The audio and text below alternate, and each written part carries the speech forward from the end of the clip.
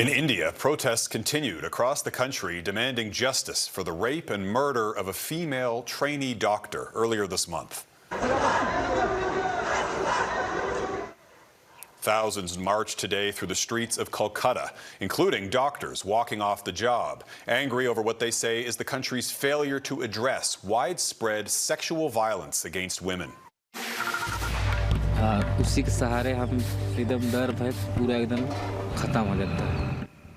And that is a clip from To Kill a Tiger, an Oscar-nominated documentary that tells the story of an Indian father fighting for justice after his 13-year-old daughter was gang raped. And we're joined now from Toronto by the filmmaker behind that documentary, Indian-born Canadian Nisha Pahuja.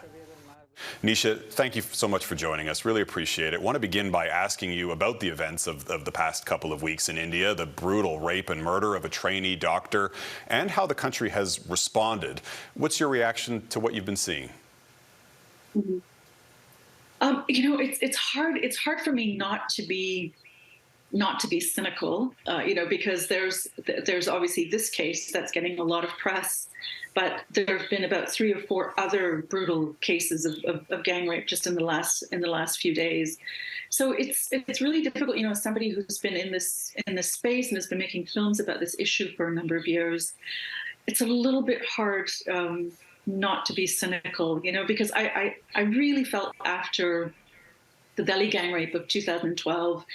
And just the way the country erupted, I mean, it's very similar to what's happening now. It always feels that when these things happen, change isn't happening quickly enough.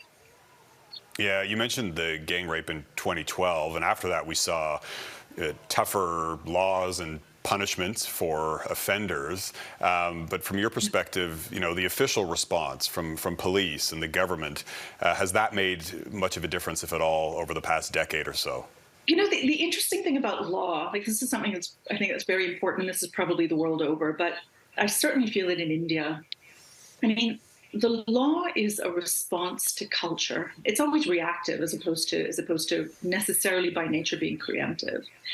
So to me, what it points to is the fact that it's the culture that really, really has to change. And I think that's where the law isn't enough. And that implementation, to me, the issue of implementation to me speaks to sort of a larger cultural apathy around women's rights. Right. And sexual violence against women, of course, a central theme of your documentary, which offers extraordinary insights into that entrenched mentality of some of these Indian communities. We see in the film, blaming the victim, shaming the family, pushing the victim to marry their abuser. I want to ask you about a question that was asked a lot throughout the film, which is, how do we change that way of thinking that leads to these abuses? It's really important to state at the outset that what's happened in India, what it points to is something that is universal, and that is the issue of women's rights. And as someone who's been in this space now for a long time, I think for me the missing piece is masculinity, and it's really about how we raise our sons. It's about the boys that we create and the men that they become, and I feel that that's a critical piece of it.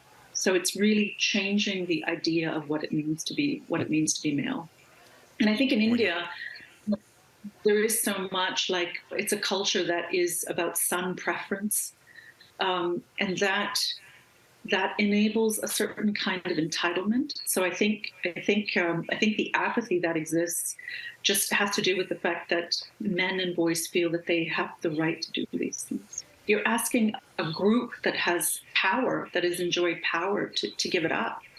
And that's problematic no matter what the issue is. So the documentary was released in 2022, but only recently became available on Netflix inside India.